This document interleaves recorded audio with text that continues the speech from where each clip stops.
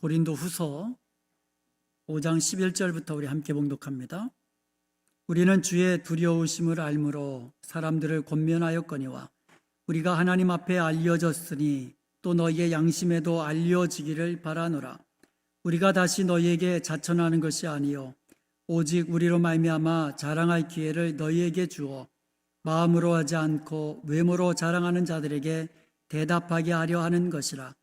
우리가 만일 미쳤어도 하나님을 위한 것이요 정신이 온전하여도 너희를 위한 것이니 그리스도의 사랑이 우리를 강건하시는도다.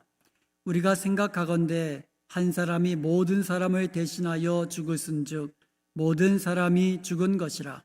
그가 모든 사람을 대신하여 죽으심은 살아있는 자들로 하여금 다시는 그들 자신을 위하여 살지 않고 오직 그들을 대신하여 죽었다가 다시 살아나신 이를 위하여 살게 하려 함이라. 그러므로 우리가 이제부터는 어떤 사람도 육신을 따라 알지 아니하노니 비록 우리가 그리스도도 육신을 따라 알았으나 이제부터는 그같이 알지 아니하노라. 그런즉 누구든지 그리스도 안에 있으면 새로운 피조물이라. 이전 것은 지나갔으니 보라 새 것이 되었도다. 아멘. 11절에 보면은요, 우리는 주의 두려움을 알므로 이렇게 시작하는데요. 사실 그 원문에 보면 그러므로라는 말이 들어있어요. 그러므로 우리가 이렇게 시작하는 거예요. 그러므로 우리는 주의 두려우심을 알므로. 여러분, 이 두려움이라는 말은, 그러므로라는 말은 앞에 나온 말을 이어서 결론적으로 이야기하는 거거든요. 자, 그렇다면 그 앞에 무슨 내용이 나왔습니까? 10절에 보면 우리가 전부 다 그리스도의 심판대 앞에 나타나게 되리라는 것을 이야기하고 있어요. 그리스도의 심판대와 연결해서 그러므로라는 말이 시작되고 있는 거예요. 우리가 이 땅에 살지만은 그리스도의 심판대 앞에 설 날이 있다는 것을 늘 의식하면서 종말 의식을 가지고 살아갈 때에 첫 번째로는 거룩하고 정결한 삶을 살게 되고요. 두 번째로는 주님이 기뻐하시는 삶을 살게 된다는 거예요. 지금 여기서 주님이 기뻐하시는 삶을 살면서 주님 앞에 섰을 때에 영원토록 영광스럽고 또 영원한 상급을 받아 누리게 되는 줄로 믿습니다. 그러므로 하면서 시작하는 거예요. 그러므로 우리는 주의 두려우심을 알므로 사람들을 권면하거니와 그랬거든요. 여기서 두려우심이라는 말 헬라어로 포보스라고 합니다. 경외한다는 뜻이에요. 그러니까 우리가 주님을 경외하기 때문에 사람들을 권면한다는 거예요. 그리스도의 십자가는요, 하나님의 사랑을 보여주고 있어요. 죄인들을 끝까지 사랑하시는 하나님의 사랑. 동시에 하나님의 공의가 십자가 앞에 나타난 거예요. 죄를 엄중하게 벌하시는 두려우신 하나님, 공의의 하나님이 동시에 나타나는 거예요. 그래서 주님의 십자가는요, 하나님의 사랑과 하나님의 공의가 동시에 나타나는 거예요. 자, 그렇다면 그리스도의 심판대는 어떨까요? 그리스도의 심판대는 하나님의 공의만 나타날까요? 주님의 십자가도 하나님의 사랑과 공의를 동시에 나타내듯이 그리스도의 심판대도 마찬가지예요. 우리가 주님의 심판대 앞에 섰을 때에 성령께서 우리의 구원의 보증이 되셔서 끝날까지 우리와 함께 하시며 우리를 지키시며 우리의 구원을 이루어 주신 그 하나님의 사랑이 심판대 앞에 보여지는 거죠. 만약에 우리의 행실, 우리가 생각한 더러운 것들, 우리가 범한 모든 죄악들, 이런 것들을 그대로 있는 그대로 가지고 심판대 앞에 서면 어떻게 되는 거예요? 그러니까 성령께서 구원받는 성도들의 구원을 끝까지 지켜주신다는 거예요. 잃지 않도록. 그런 하나님의 사랑이 심판대 앞에서도 나타나는 거예요. 그리고 그리스도의 심판대는 죄인을 벌하시는 그와 같은 두려우신 하나님, 공의로운 하나님, 그리고요, 우리에게 열매를 요구하시는 또한 두려우신 하나님의 모습이 심판대 앞에서 나타나는 거예요. 그러므로 5장 11절 우리는 주의 두려우심을 알므로 우리는 주님을 경외하기 때문에 사람들을 권면하거니와 주님의 심판대를 의식하면 사는 사람들은 사람들에게 권면하는 삶을 살게 된다는 거예요. 여기서 권면한다라는 말은 문맥상 복음을 전한다라고 해석하는 것이 아주 자연스럽습니다.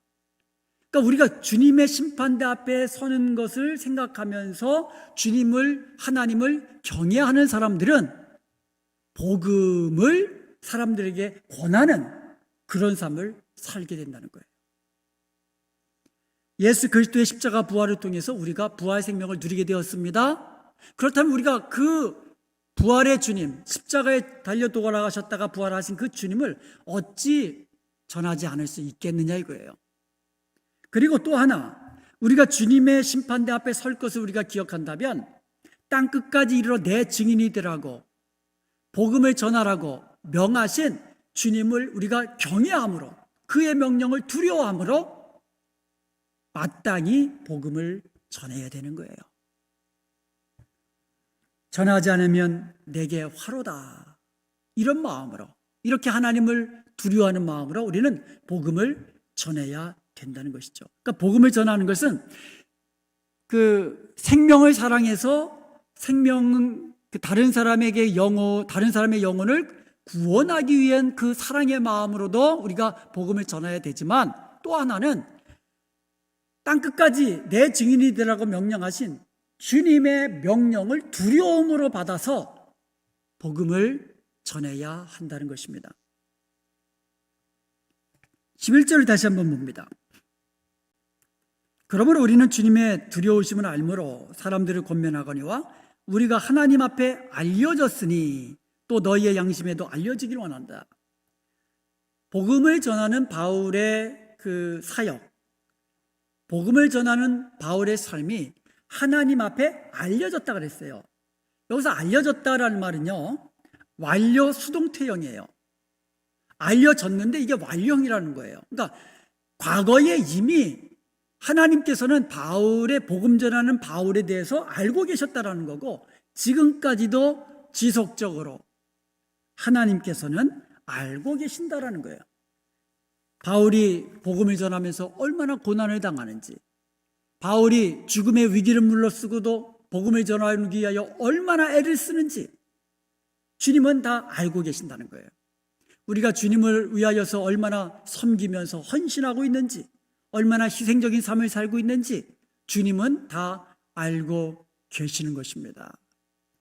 주님이 알고 계시면 족하잖아요. 다른 사람이 알아주지 않더라도 주님이 알아주시면 우리는 그것을 족한 것입니다. 주님은 알아주셨고 지금도 알고 계시며 계속해서 주님을 향한 우리의 마음, 주님의 나라를 위한 우리의 섬김과 헌신을 주님이 알아주실 것입니다. 반면에 고린도 교회 성도들을 향하여는 알려지기를 원한다라고 말하고 있어요. 11절 맨 마지막에 보면 또 너희의 양심에도 알려지기를 바라노라. 복음을 전하는 바울의 삶은 하나님이 알고 계시는 거예요. 그 동시에 고린도 교회 성도들에게 너희도 알기를 원한다라고 이야기하는 거예요. 여기서 너희의 양심에도 알려지기를 바란다. 양심, 슈네이데시스라고 하거든요. 이거는 1장 12절, 4장 2절에도 언급된 바와 같이 선악을 분별할 수 있는 내적인 능력을 가리키는 거예요. 우리의 양심이라는 말은 무엇이 선이고 악인지 그것을 분별할 수 있는 내적인 능력. 우리가 꼭 말씀이 아니어도 양심에 따라 이거는 옳고 이것은 나쁘다는 것을 어느 정도 다 알고 있어요. 거짓말하는 거 성경 말씀이 아니더라도 우리 거짓말하는 건 나쁘지 다 알고 있어요. 어느 정도 다 알고 있단 말입니다. 그래서 바울은요, 성도들 스스로 양심의 판단의 능력을 사용해서 바울이 어떤 사역자인지를 알기를 원한다라는 거예요. 바울이 고린도 교회 성도들을 얼마나 사랑하는지, 고린도 교회를 위해서 얼마나 기도하는지, 고린도 교회가 날마다 주님 안에서 잘되고 부흥하기를 얼마나 바라고 애를 쓰는지, 바울이 복음 사역을 위하여 얼마나 수고하고 애를 쓰는지, 고린도 교회 성도들도 양심에 따라서 판단하기를 원한다라는 거예요. 12절에서 다시 자천이라는 말을 씁니다. 스스로 천구한다는 뜻이죠. 12절 한번 보겠습니다. 우리가 다시 너희에게 자천하는 것이 아니요 오직 우리로 말미암아 자랑할 기회를 너희에게 주어 마음으로 하지 않고 외모로 자랑하는 자들에게 대답하게 하려 하는 것이라. 고린도 후서에서 바울은요 여러 번 자천했어요. 자기를 천거했어요. 여러 번. 그런데 여기서는 지나치게 자천하고자 하는 인상을 주고 싶지 않은 거예요. 간접적으로 자천하는 거예요. 대신에 자기를 천거하는 대신에 바울은요 성도들에게 자신의 복음 사역에 대하여 자랑할 기회를 주면서 마음으로가 아니라 외모로 자랑하는 자들에게 대답하게 하려는 목적을 가지고 있어요. 그 당시 고린도 교회는요 스스로 자신을 천거하는 무리들이 있었어요. 거짓 교사들이 스스로 천거하는 거예요. 내가 정말 좋은 지도자다, 내가 좋은 복음 사역자다, 스스로 자기를 천거하는 그러한 이 사람들이 있었다라는 거죠. 그런데 그 사람들은 마음이 아니라 외모로, 외적인 것으로 자랑을 했어요. 내가 이런 사람이야, 외적인 것으로 자랑하는 그 사람들에게 바울이 스스로 자천하는 것이 아니라 성도들에게 바울에 대해서 바울은 이런 사역자야 라고 자랑할 기회를 준다는 거예요. 그래서 외모로 자랑하는 자들에게 대답할 기회를 주기 위함이라는 겁니다. 바울은 외모가 아니라 마음을 자랑하고 싶었어요. 자, 그러면 바울의 마음은 어떤 마음이었습니까? 바울이 성도들에게 바울을 자랑할 수 있도록 그렇게 마음을 자랑하기를 원했는데 바울의 마음이 어떤 마음이었느냐? 바로 그 앞에 나온 거예요. 11절에 이미 언급한 대로 주님을 경외함이에요. 주님을 두려워하는, 주님을 경외하는 바울의 마음. 바울은요 주님을 경외함으로 맡은 사역을 힘쓰고 애쓰며 복음 사역에 힘썼던 사람이에요. 바울은 마음 중심에서 고린도 교회를 사랑하고 복음을 전했던 사람이에요. 똑같은 기준으로 고린도 교회에 침투한 거짓 교사들을 분별해내라고 이야기하는 거예요. 외모가 아니라 그 마음 중심, 바울의 마음 중심, 주님을 경외하는 그 중심을 고린도 교회 성도들에게 알기를 원했고, 또 고린도 교회 성도들에게 같은 기준으로 양심을 따라 누가 진정한 사역자인지 판별해내라는 거죠. 분별해내라는 거죠. 그리고 나서 13절에 이렇게 이야기합니다. 우리가 만일 미쳤어도 하나님을 위한 것이요 정신이 온전하여도 너희를 위한 것이니. 바울의 자랑은요 자기의 명예나 자기의 영광을 위한 것이 아니라고 이야기하고 있습니다. 바울이 자랑하고자 하는 이유는요 자신이 오해를 당하면 복음의 진보가 방해되기 때문에 그래요. 바울이요 자기의 자랑을 위해서, 자기의 명예를 높이기 위해서 그렇게 자기를 자랑한 게 아니에요. 바울이 지금 오해받고 있잖아요. 바울이 오해를 받으면 바울이 전한 복음도 방해가 되거든요. 그래서 바울은요 자랑하고 싶은 거예요. 진짜 자기는 이런 사람이다가 아니라 진정 주님을 두려워하는 마음으로 복음을 어떻게 전하기 위해서 힘쓰고 애쓰는지 그것을 보여주고 알려주기를 원했다라는 거죠. 자기의 명예나 자기의 영광을 구하기 위함이 아니라 오직 하나님을 위해서, 하나님의 영광을 위해서, 그리고 또 하나 다른 사람의 유익을 위해서. 바울은요 어떻게 보면 이 자기를 자랑하는 것이 좀 정신 나간 사람처럼 사람들에게 보일 수도 있어요. 아유, 어떻게 자기가 자기 일 자랑하냐. 아, 저기 무슨 사역자가, 아니 무슨 사도가 자기를 저렇게 자랑하나. 좀 한번 생각해 보세요. 앞에서 이 말씀을 가르치는 사람이 나 이런 사람이야, 이런 사람이야, 이런 사람. 좀 그런 마음이에요, 바울이. 그러니까 내가 좀 사람들이 보기에 지각 없는 사람처럼 보이든지 아니면 온전한 사람으로 보이든지 그런 거 따지지 않는다는 거죠. 하여튼 간에 고린도의 성도들에게 자기를 자천할 수밖에 없는 이유가 있다는 거예요. 그것은 바로 하나님의 영광을 위하여 그리고 다른 사람을 위한 사역을 위해서 어쩔 수 없이 그렇게 한다라는 거죠. 우리가요, 이 주님의 일을 하면서 자기를 내세우고 싶은 그런 어떻게 보면 유혹이 때때로 들 수도 있어요. 아, 내가 교회를 위해서 이렇게 수고해. 내가 정말 교회 구석구석에서 남들이 보지 않는 곳에서 이렇게 내가 땀 흘리면서 열심히 일해. 이것을 남들에게 좀 보이고자 싶은 그와 같은 어떻게 보면 이 마음이 들기도 해요. 그렇지만 여러분, 우리의 섬김과 우리의 봉사는 하나님을 위해서 하는 거고요. 또 다른 사람의 유익을 위해서 하는 거잖아요. 내가 이렇게 수고하고 헌신함으로 다른 사람이 유익을 얻는 거죠. 내가 이렇게 헌신하고 봉사하는 이유는 하나님을 위하여, 그리스도의 몸된 교회를 위하여 하나님의 영광을 위한 그와 같은 섬김이고 희생이라는 것을 우리는 기억하고 우리는 맡은 사명 충성스럽게 사역해야 될 줄로 믿습니다. 그리고 나서 고린도서 5장 14절에서 17절까지 새로운 피조물에 대해서 이야기를 합니다. 새로운 피조물. 이 부분, 고린도후서 5장 14절에서 17절 이 부분은요, 고린도후서뿐만 아니라 바울 서신 전체에서 복음에 대해서 가장 명료하게 설명해 주고 있는 본문 중에 하나예요. 복음이 뭐냐? 그거에 대해서 아주 명료하게 대답해 주고 있어요. 14절 한번 보겠습니다. 같이 한번 읽어볼까요? 그리스도의 사랑이 우리를 강권하시는도다. 우리가 생각하건대 한 사람이 모든 사람을 대신하여 죽었은즉 모든 사람이 죽은 것이라. 바울의 복음 이해는요, 그리스도의 사랑에서 출발합니다. 우리를 위하여 십자가에 죽기까지 희생하신 주님의 사랑. 여기서 복음이 시작되는 거예요.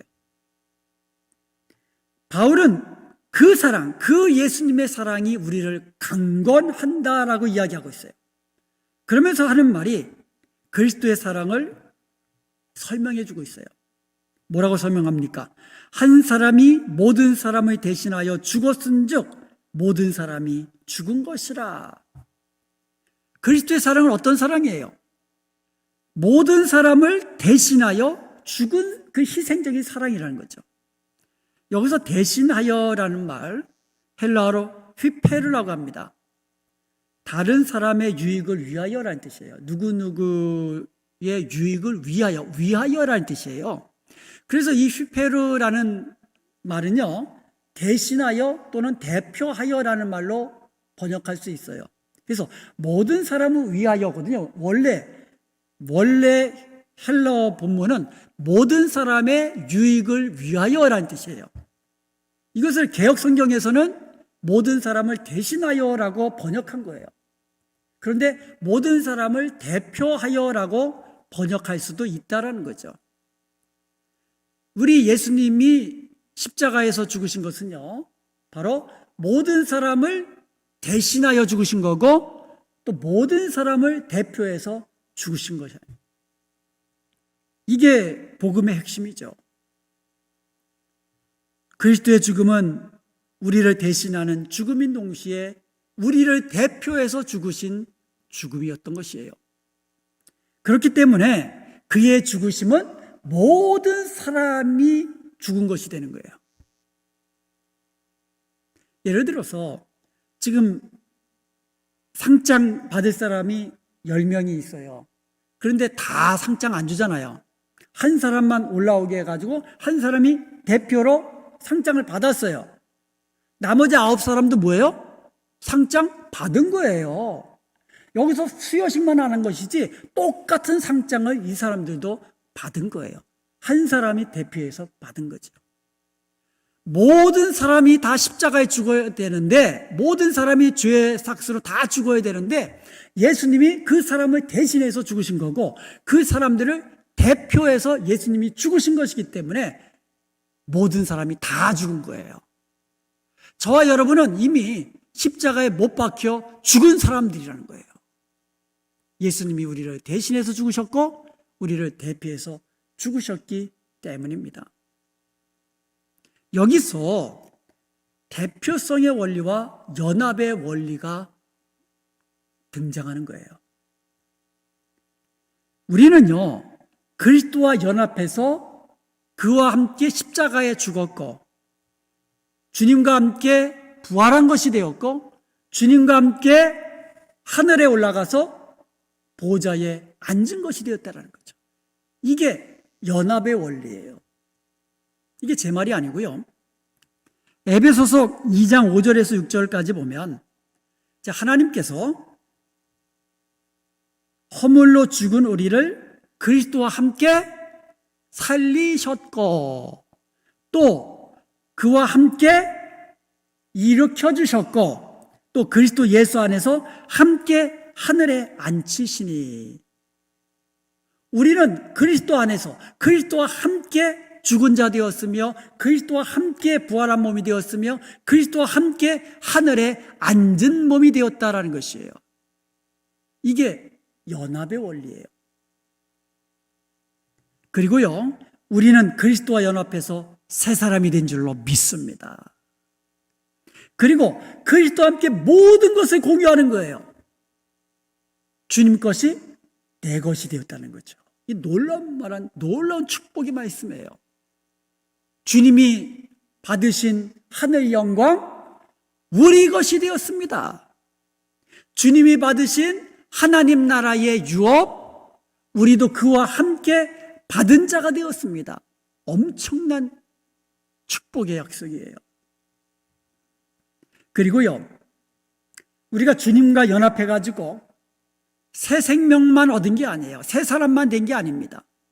이 말은요, 성도의 삶도 변화시킨다는 의미가 있는 거예요. 그리스도와 함께 새 사람이 되었고 그리스도와 함께 새 생명 가운데 변화된 삶을 살게 된다라는 거죠. 그것을 말씀하고 있어요. 이게 복음의 핵심이에요. 복음은요, 우리가 죄악 가운데서 우리가 살아났다, 새 생명을 얻었다, 여기서 끝나는 것이 아니라 새 생명 얻은 우리로 하여금 새 사람에 맞도록 새 사람의 삶을 살게 하신다라는 거예요. 그것을 원하시는 주님의 마음, 여기 이것이 바로 복음에 담겨져 있는 거죠. 15절입니다. 그가 모든 사람을 대신하여 죽으심은 살아있는 자들로 하여금 다시는 그들 자신을 위하여 살지 않고 오직 그들을 대신하여 죽었다가 다시 살아나신 이를 위하여 살게 하려 함이라. 그리스도와 연합해서 그리스도 안에 있는 사람들은요, 더 이상 나를 위해 사는 것이 아니라 나를 대신하여 십자가에 죽으셨다가 살아나신 예수 그리스도를 위하여 사는 몸이 되었다라는 것이죠. 여기서 그리스도의 연합이 바로 그리스도인의 삶의 주권의 전이 이제는 내가 사는 것이 아니고 주님이 사는 거고 나를 위해 사는 것이 아니라 주님을 위해서 사는 거고 나의 영광을 구하는 것이 아니라 주님의 영광을 구하는 삶이 되는 거. 크리스천은요, 주권이 전이된 거예요. 이양된 거예요. 이게 크리스천입니다. 만약에 내가 나를 위해서 살면 남는 게 뭐가 있습니까? 헛되고 헛되니 모든 것이 헛되도다. 이것이 나를 위한 삶의 결과예요. 그렇지만 크리스천의 삶은 주권이 전이됐다 그랬잖아요. 주님께서 사는 거고 주님께서 내 안에 사시면서 주님이 나의 삶을 이끄시고 인도하시고 나는 주님의 말씀에 순종하면서 주님의 나라와 주의 의를 구하면서 주님의 영광을 위해서 사는 삶, 이러한 삶이야말로 하나님 나라에서 영원토록 빛나는 삶이요, 또 주님께 칭찬받는 삶이요, 영원한 상급받는 삶인 것이에요. 이것이 복음이에요. 예수 믿고 구원받았다. 복음은 여기서 끝나는 게 아니에요. 구원받은 이후에 우리가 새 사람으로 어떻게 살 것이냐, 이것이 바로 복음이에요. 여기까지가 복음이에요. 그리스도와 연합은요, 또한 세상을 바라보는 관점이 변화됩니다. 이 그리스도와 연합해서 십자가에 죽은 사람들은요, 그리고 다시 살아난 사람들은요, 삶의 주권이 바뀌었다 그랬잖아요. 또 하나, 세상을 바라보는 관점이 바뀌어요. 16절입니다. 그러므로 우리가 이제부터는 어떤 사람도 육신을 따라 알지 않으니, 비록 우리가 그리스도도 육신을 따라 알았으나 이제부터는 그같이 알지 않노라. 여기 보면 관점의 변화가 두 가지가 나와요. 아주 중요합니다. 관점의 변화. 첫 번째 변화, 다른 사람을 보는 관점이 바뀐다는 거예요. 이제부터는 다른 사람을 볼 때에 육신을 따라 알지 않겠다라고 이야기해요. 육신을 따라, 하나님이 없는 세상적 방식을 따라라는 의미예요. 세상이 바라보는 눈으로 다른 사람을 보지 않겠다라는 거예요.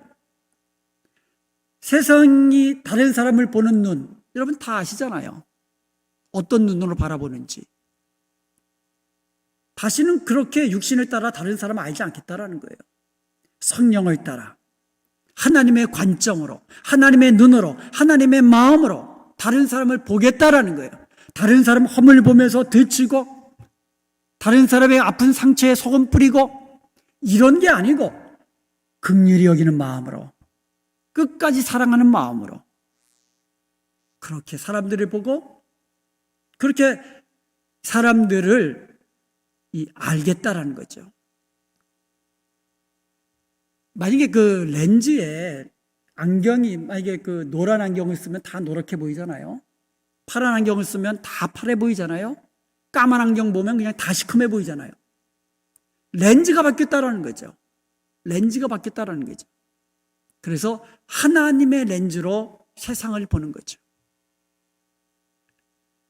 주님의 관점으로, 주님의 눈으로 세상을 보고, 주님의 눈으로 다른 사람을 보면서 긍휼한 마음으로, 사랑의 마음으로 그렇게 서로가 바라보면서 그렇게 위로하고 격려하면서 아껴주고 품어주면서 그렇게 사는 저와 여러분이 되어야 될 줄로 믿습니다. 그리스도와 연합해서 새 사람이 된 사람은 이렇게 사람을 보는 렌즈가 바뀐다는 거예요. 관점이 바뀐다는 거예요. 또 하나, 그리스도에 대한 관점이 바뀝니다. 그 당시 유대인들은요, 다윗의 자손 가운데 메시아가 오시면 이 세상, 다윗 왕가를 재건하고 이 세상을 다스리는 왕으로서의 메시아를 원했던 것이지요. 이런 유대인들의 관점에서 보면 십자가에 달려 죽으신 예수님은 실패한 메시아예요. 그들이 원하는 메시아가 아니에요. 그들이 원했던, 그들이 바라보았던, 그들이 기다렸던 메시아는 다윗 왕가를 재건하고 이 땅에 하나님 나라를 이루어서 정말 이 왕적인 통치가 이 땅에서 완전히 이루어지는 그런 메시아, 그런 메시아를 원했는데, 아니 예수님이 메시아인 줄 알았더니 뭐예요? 십자가 달려 죽으셨단 말입니다.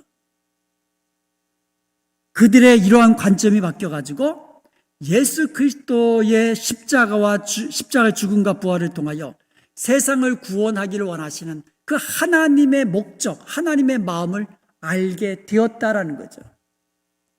그래서 우리가 다른 사람, 다른 나라에게, 다른 사람에게 그들의 삶을 변화시키고 그들의 그 나라를 완전히 바꾸게 만드는 그와 같은 것은 왕으로서가 아니라 예수 그리스도의 십자가의 복음을 전함으로써 그렇게 바꾸어 간다는 거죠.